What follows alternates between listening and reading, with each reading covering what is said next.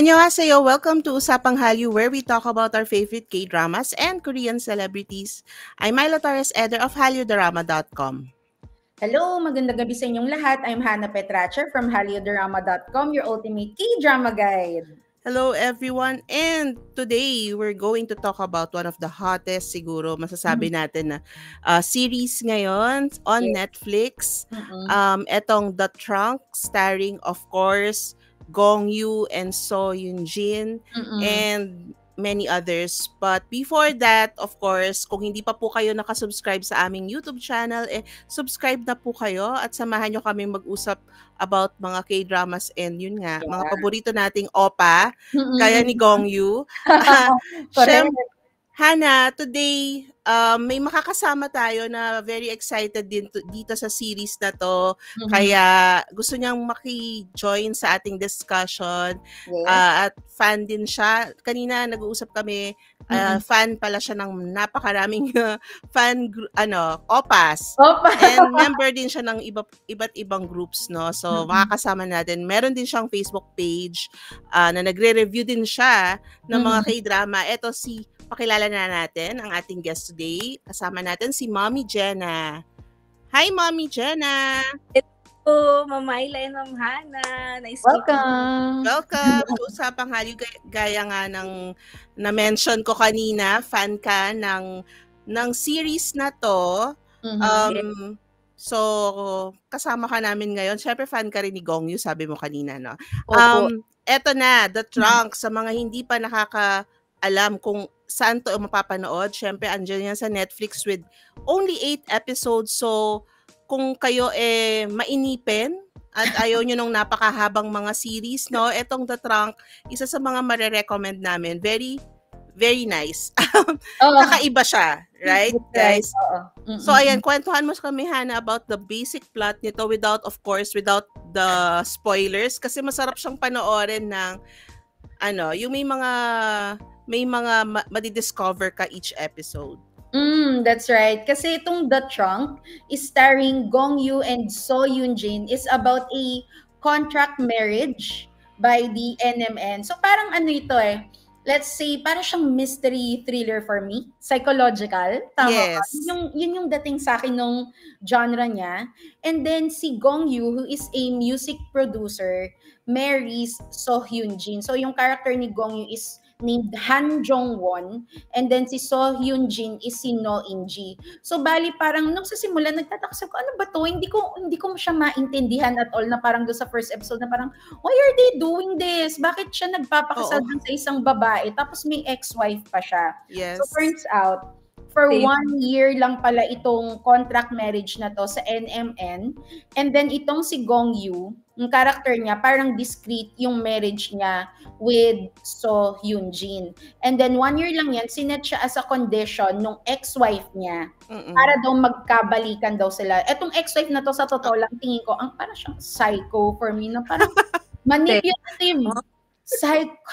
Grabe talaga siya. So yon. And then, di ba nung sa una, parang for me, sa tingin ko, ito na siguro yung pinaka-loserish na character ni Gong Yoo. Right. Oo. He's so clingy with his wife. Parang kung anong sabihin ng wife niya, yun yung sinusunod niya. That's why he entered into the contract marriage. But eventually, alam mo yun, siguro yung character ni So Yoon Jin helped him to become more independent and helped him let free, parang it freed him from his demons. Yun yung naging character ni So Yoon Jin doon dito sa The Trunk.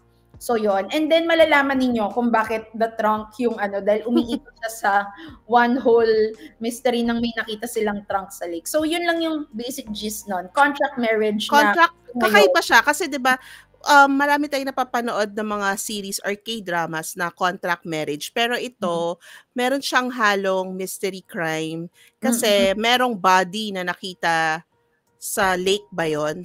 Oo. Parang lake, oo.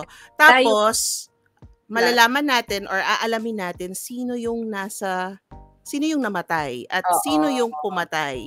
But, umiikot din siya sa, of course, It's also a love story. Kung kanina sabi mo, Hana, para sa'yo, psychological thriller.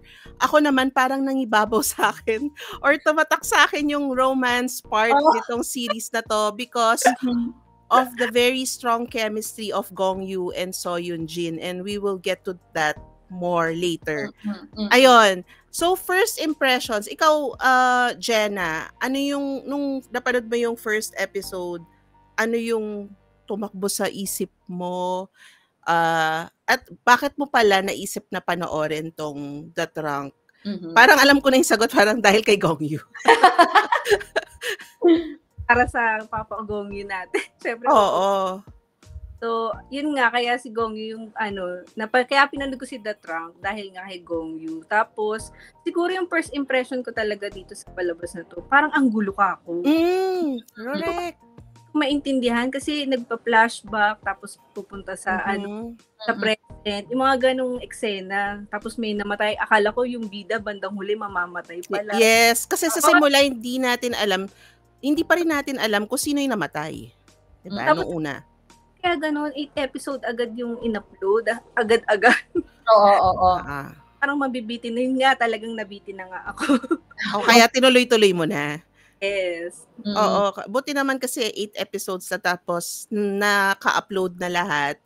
So, pwede mo siyang i-marathon. Dahil, sa simula, ang daming intriguing na ang daming mystery kasi unang-una doon, yung palang contract marriage, weird na kasi we have itong ex ni Gong Yoo na bakit pinipilit niya na mag-asawa si Gong Yoo? Correct. Ano yung purpose niya? Ano yung pumatakbo sa utak niya? Pero parang minamanipulate niya lang pala itong character ni Gong Yoo na as Hana pointed out, I think this must be, yung pinaka-loser vibes na character na napanood ko si Gong Yoo. Kasi very weak siya, yung character niya. But at the same time, siguro masasabi natin kasi may pinagdaanan siya. Ang dami niyang pinagdaanan sa kabataan niya. Correct. Sa marriage nila, nitong napaka-importante ding character nung ex-wife niya, no, si Lee So-yeon, played by Jung Yoon-ha, na masasabi kong will vie for best villain, kontrabida of the best villain, kontrabida of the year. Correct. Oo, humahabol. Drake na nila yung madalas na nakikita sa K-drama, no? Grabe yung romance. Oo. Patawag, di ba? Oo. Ito nga palang drama na to, hindi rin siya pangbata kasi nagulat din ako, no? May mga, may nudity, may violence, so hindi siya pangbata.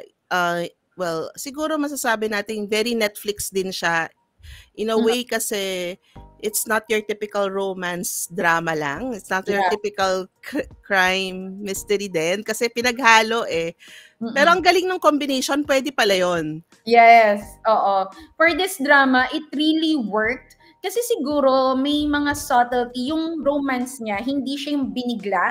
May mga konting hints here and there, ganyan. You can makikita mo yung slowly growing attraction between them. Siguro yun yung nakita ko. And it's not the agad-agad na, oh, I love you. Alam mo yung ganun, yung very external na. It's makikita mo kung paano nagsimulang magustuhan ni Gong Yoo yung character ni Gong Yoo, yung character ni So Yoon Jin. And then pag nagpunta do sa part, alam niyo nung nag-date sila and all that, yung pinaka-popular na paglalagay ng scarf na parang nakakakilig. Bakit nakakakilig? Yung ganon, di ba? Hindi kumakain lang sila sa burger. Oo, di ba? Parang, bakit nakakakilig tong part na to? I don't know, di ba? Yung mga small things. Mga part na na pakilig talaga po, no? Oo. Diba? But, yun nga, subtle lang siya. And parang, kasi I think itong si Gong Yoo, unang-una muna, parang si Gong Yoo, matagal natin hindi siya nakita na, yung nagro-romance drama. Kasi parang, sa pagkakaalala ko, parang, is Goblin. Yes. Parang after Goblin, parang umiiwas ba siya sa mga ganong tema? Or dahil ba, syempre nagkakaedad na rin, parang gusto na rin niyang nag-explore siya ng ibang genre. Parang na-miss din natin si Gong Yoo as a romantic lead. Pero itong nagustuhan ko dun sa part na yon, ito dito sa The Trunk, hindi siya yung typical na romantic lead in the sense na flawed yung character niya. Ang dami niyang, gaya ng na-mention natin, dami niyang pinagdaanan sa pagkabata. And so, meron siyang demons then sa sarili niya, 'di ba? Well, sabihin na natin he's a drug addict, recovering drug addict, no? But may dahilan din pala 'yon kung bakit siya naging ganon. Pero yung nakikita natin, yung unti-unti siyang nahuhulog yung loob niya dito sa character ni Yoonjin, si In-ji, si No In-ji. Kasi sa simula, averse siya dun sa ba't ako magpapakasal? Parang in love pa siya dun sa wife niya, o dun sa ex-wife niya. Parang ayaw niya talaga. Pero unti-unti nakikita natin na nahuhulog yung loob niya. Nakakakilig. Sobra. Kayo, anong masasabi niyo dun sa character ni Gong Yoo dito? Ikaw, Jenna? Siguro hot pa rin siya hanggang ngayon. Oo. Napalagaan niya yung sarili niyang mabuti. Kahit I agree. Pawala sa limelight. So, talagang nakakatuwa pa rin na makita siya na ang galing niya pa rin gumanap lahat ng binibigay niya pa rin yung 100% niya as an actor. Kaya yun talaga nakakatuwa kay Gong Yoo. Kaya dami nagmamahal sa kanya. Nakakatuwa rin talaga yung part na pinapasok niya yung gantong genre ng palabas. Kasi parang maganda sa kanya yung mga action na no?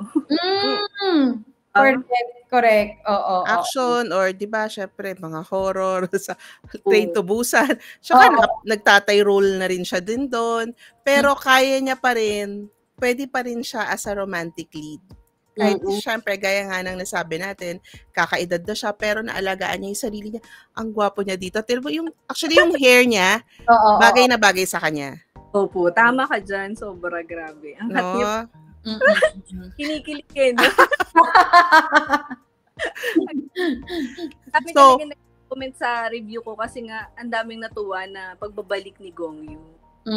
Pagbabalik ni Gong, kasi tagal natin siyang hindi, more on movies yung siya. Tsaka, well, napanood ko rin yung Silent Sea, syempre Squid Game, ang minor naman kasi ng role niya doon sa first season. Hindi ko lang alam dito sa second season na parating kung mas matagal natin siya makikita. Pero ito kasi talagang umiikot sa kanya at saka kay In-ji or kay So Yoon-jin yung kwento. Pero ayun nga, yung pagbabalik niya as a romantic lead is sobrang na-miss natin. Eto naman si Yoonjin, na isang napakagaling din na artista. Madalang nang natin siyang mapanood sa mga series, no? Madalang siyang gumawa. Hindi siya gaya ng mga ibang artista na talagang every year. Parang last ko siyang napanood is Why Her pa. Why Her, yes. Oo. Parang yun yung pinakahuli niyang series talaga. Tapos, hindi naman siya masyadong nag-movie. Pero, alam mo yun, feeling ko, namimili siya talaga ng magagandang roles. So, ito, ang kakaiba yung niya dito yung acting niya. I mean, kakaiba yung role niya dito kasi ang strong niya. Pero at the same time, meron siyang vulnerability na ayaw niyang ipakita. Tapos kahit nasasabihin niya yung vulnerability, yung mga kinatatakutan niya, parang nonchalant lang siya in a way na parang, I'll do things myself. I mean, imagine may stalker ka, tapos parang may ayaw mong protektahan ka ni Gong Yoo, di ba? Yaman-yaman kaya nung naging husband. Kaya nga sabihin sa kanya parang, hello ate. Parang, it's a give and take Parang, si Gong Yoo, tinutulungan niyang maka-recover from his demons. So in return, Gong Yoo also wants to protect her. And I think she deserves it naman, diba? Na parang, it's about time na siya yung mabigyan ng comfort dahil sa dami ng mga para silang actually wounded characters. yung past nila, ang dami nilang pinagdaanan na masasakit, ganyan. Etong si No In-ji, she's recovering from a masakit na breakup. Hindi nga breakup kasi wala siyang closure doon sa ex niya na bigla na lang nawala. And so as a way para to cope, or hindi mo alam kung to cope ba or maghigante, is pumasok siya doon sa contract marriage service provider na NM. And itong si character ni Gong Yoo ay panglimang marriage na niya. Kumbaga lahat ng mga marriages na yon, yung mga iba namatay, parang implied na namatay yung mga lalaki or yung mga napangasawa niya. Tapos meron siyang stalker na grabe rin. Grabe rin, nakakatakot yung stalker niya. Super! Siya yung talagang stalker na walang takot, di ba? I mean, siguro yung first time na nakakita ako ng stalker na nire-reveal niya yung sarili niya to the people around her. Di ba? Na parang kasing yung usual na stalking na parang yung involved lang yung victim. Pero ito, sa sobrang gusto niya si In-ji, parang he's really become a danger to everyone around her. Di ba? Yun din naman yung sinabi ni In-ji na mas kayo pa yung delikado kaysa sa akin. Yes. Hindi nga siya, minimit nga niya hindi wala siya katakot-takot, di ba? Very strong woman siya dito. Anong masasabi mo sa character ni In-ji, ni Yoonjin, Jenna? Nung una talaga, akala ko nonchalant type lang si In-ji. So, hindi ko din inaasahan na meron pala siyang ganun ka-dark na nakaraan. So, akala ko lang talaga parang simpleng marriage lang to, yung ganyan. For the money. For the money, baka ganun lang. Hindi pala, mas malalim din yung wound niya. Kaya talaga, ang galing din ng pinaghugutan ng character ni In-ji. No? Kaya parang etong pagbabalik ni In-ji sa palabas din, siguro masasabi ko din na kakaiba sa lahat ng mga lahat ng mga characters niya, itong The Trunk. Kakaiba in the sense, yun nga, ang complicated. Ang complex ng character ni In-ji kasi hindi mo rin sa simula, hindi mo alam bakit siya pumayag na pumasok sa ganong trabaho. And sa kanya sa simula, trabaho lang talaga sa lahat ng mga marriages niya. Before niya makilala tong si Gong Yoo dito. 'Di ba? Parang yun lang, professional lang siya, ganon. Sasamahan lang kita sa iyo hanggang kamatayan mo. Ganon lang siya. Tapos at the end of the day, para siyang nagde-day off siya, umuwi siya dun sa bahay nila nung ex niya. May sarili pa rin siyang bahay. Doon pa rin nagluluto siya doon, nag-aalaga siya ng goldfish ba yun?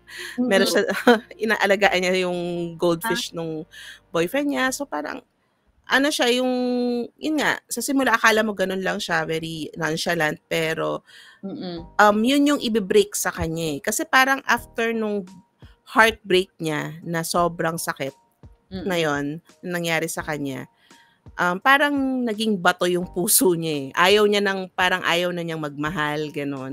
Until, eto na nga, nakilala niya etong si Han Jong-won or si Gong Yoo dito. And of course, yun, na-mention na natin yung chemistry nila, but let's get into it more.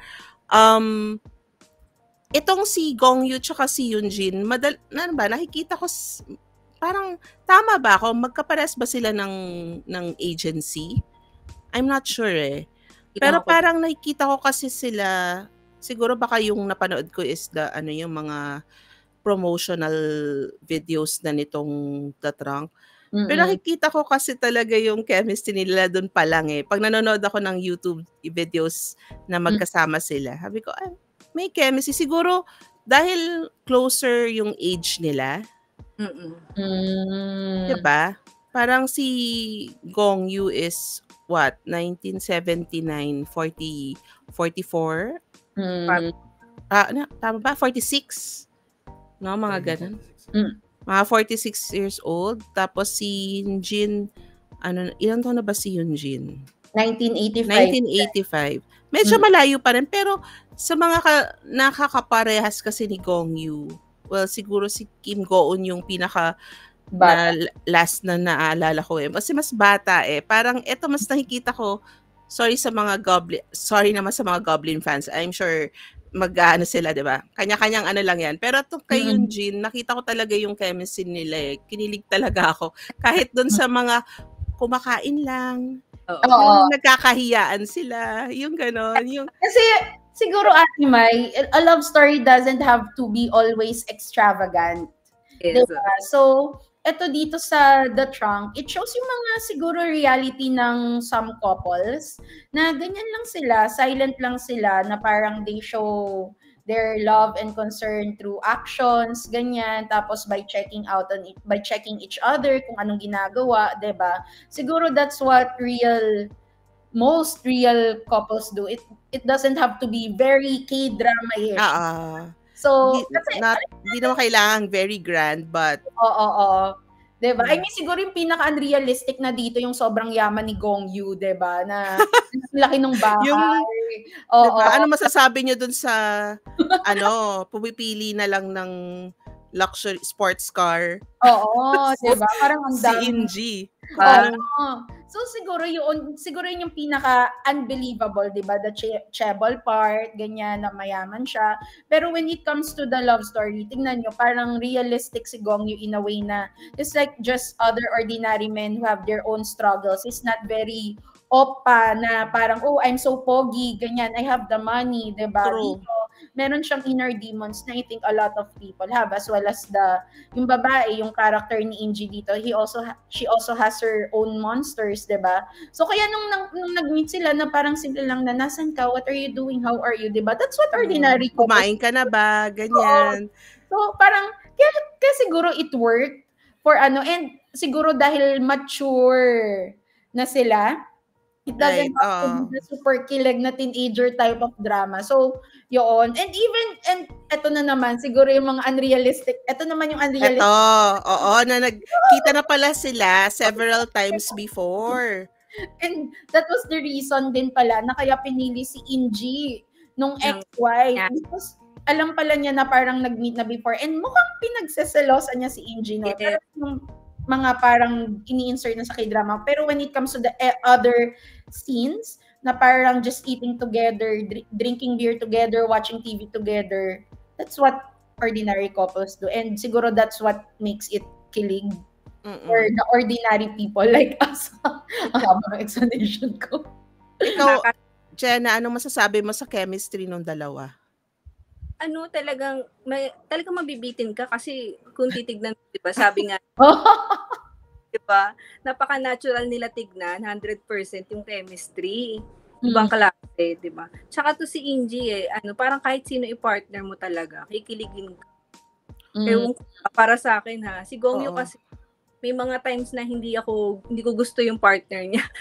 Pero this time kasi talagang iba kasi sabi mo nga parang parehas po sila ng age, 'di ba? Parang malapit. Oo. Yun nga. Kasi yung sa Goblin, nagustuhan ko yung Goblin, no. Ang ganda ng kwento. Pero more than yung romance part doon, mas yung kwento romance mismo. Ba? Yung romance part, syempre, may love story din doon.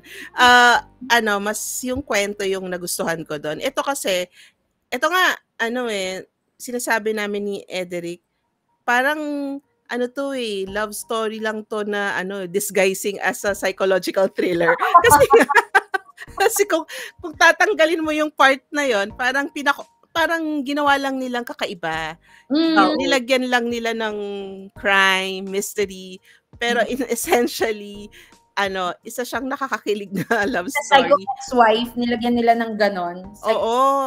Nilagyan nila ng psycho na stalker, tinapunan nila ng psycho na ex-wife, ganyan.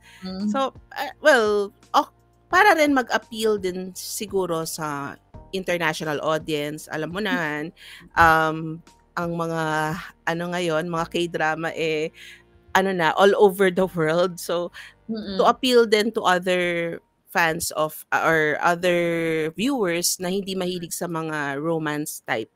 So, eto, ano pinapakita natin? Okay. Alam mo, nung nakita ko tong ex-wife, talagang nakita ko para siyang mature na Kim Go-eun. Ako lang ba yun? Hindi ko napansin. Hindi mo napansin? Ang init ko lang dito, Ate Myla, parang, ay, oo nga, no. Diba? Kamukha talaga. Oo nga, ayan. Hindi ko napansin nung una, pero now that you pointed it out, look, may ano sila, may similarity. Hindi naman sinasabi nating magkamukha, pero nung nakita ko lang siya, parang ano siya, parang pinatanda na pinamature na Kim Go-eun. Ang cute lang eh. Tapos may mga similar, 'di ba, yung red scarf. Pakilig 'yon. 'Di ba, Jenna, nakakilig yun. So may red scarf scene dito sa The Trunk. Meron ding red scarf scene sa Goblin. So, di ko alam kung sinadya talaga to. Pero, di ba, red pati yung kulay eh. Red pa rin eh. Pinapaalala nyo ba na panoorin namin ulit ang Goblin? Kasi gaya ng sinabi ni Jenna, nabitin ako eh. Parang, yun nga, dahil na-miss ko si Gong Yoo as a romantic lead, parang gusto kong balikan yung mga drama niya na syempre, ang all-time favorite ko pa rin is Coffee Prince. Yes. Pwede. Doon nag-start at natin. Well, I'm sure mas matanda pa rin ako sa inyo, pero etong Coffee Prince talagang tumatak sa akin. Doon ko rin talaga siya na simulan na magustuhan to si Gong Yoo. Anyway, last words na lang kung ano yung mga siguro pinaka nagustuhan yung part nitong K-drama na to, nitong The Trunk. Ikaw, Jenna, ano yung pinaka tumatak sa'yo dito sa series na to? Siguro yung almost the last part na kasi yun yung nagkaroon na ng closure si Inji sa ex-husband niya. Kasi, di ba, parang nag-ano na rin siya, humiwalay na rin siya dun sa company niya kasi parang gusto niya na rin mag-move on. Na-solve na rin yung case about dun sa kanyang stalker na stalker niya. Di ba? Tapos si Gong Yoo din, ganun din kasi ang ganda na nagkaroon siya ng alaga, di ba? Yun yung part na siguro yung pinakagusto ko. Kasi pare sila na heal na yung mga wounds nila. Or at least kahit natin na parang papunta na doon sa healing na sila. Kakabitin talaga kasi konti lang yung mga part ng alam niyo na, mga sweetness, hinahanap tama meron sa tama fans, di ba? Kaya kulang siguro sa sweetness. Yun lang, nakulangan ka lang doon sa part na yon. Kung storyline, the best po talaga. Ang galing po ng writer ng palabas. Ako naman, parang ako sa lessons siguro or takeaways dito sa drama na to, ang pinaka ko hindi ka pwedeng pumasok sa isang relationship na yung alam mo yun, hindi ka buo. Yeah. And siguro isa pa yung parang yung marriage is not for everyone. Hindi ibig sabihin kasal ka is happy ending na lahat. Ganyan, parang kasi sa ending nito hindi ayoko sabihin pero as a spoiler siya, pero kumbaga parang hindi lahat ng marriages masaya. Hindi kumbaga kailangan pag nasa isang relationship ka buo ka para parehas kayong maging masaya sa isa't isa. Yung alam mo yun, yung hindi ka pwedeng wounded ka pa, yung ang dami mong issue sa buhay tapos magrerelasyon, parang ganun yung takeaway ko dito. And of course, parang even yung family life, medyo diniscuss din dito kasi may mga characters na may pamilya or may mga anak. Parang yung pag-aanak is not for everyone din. Yes. Ganon. Yan, Hannah. Nasabi na ninyo naman lahat, pero siguro ang bilin ko lang dito sa mga manonood nito, it's a slow burn. Na parang Pero you just have to stick with it kasi it's part of the storytelling eh. Sa simula, parang mako-confuse nga kayo na parang what is the purpose of the contractual marriage, why they entered into it. Pero eventually, it will be explained naman as the story goes. And sa dulo naman, I think, for me, may closure naman siya. Yes. Parang it may not be the closure that you like, but it is the closure. Nabitin man, pero... For the drama na to. Yun lang. Ayun. And sa mga hindi pa po nakasubscribe, ulitin lang namin, subscribe na kayo sa aming YouTube channel. Mami Jenna, yung Facebook page mo? Yes po. Sa mga subscriber ng Highly Drama, sana po bigyan niyo rin ng pansin ang aking Facebook page, Mami Jenna. So ako po ang pinakamaraming opa sa lahat ng mga mami. Grabe, ang dami oh. Yun ang claim to fame mo Pinakamaraming opa. Ang king po dyan, si Kim Sun Ho po ang number 1 ko. Okay. Yes. Meron naman palang nangingibabaw si Kim Sun Ho. Okay. Ayun. Hana, ayun, subscribe na kayo sa aming YouTube channel, and of course, for K-drama news, reviews, and recommendations, visit our website, halyodrama.com. And you can also follow us on X at Halyodrama, sa aming Instagram at Halyodrama, and we're also on TikTok at Halyodrama. And please share and subscribe to our YouTube channel para mas marami pa po tayo dito sa ating usapang Hallyu. See you next week. Thank you, Jenna. Thank you, Jenna. Annyeong. Annyeong. Ay.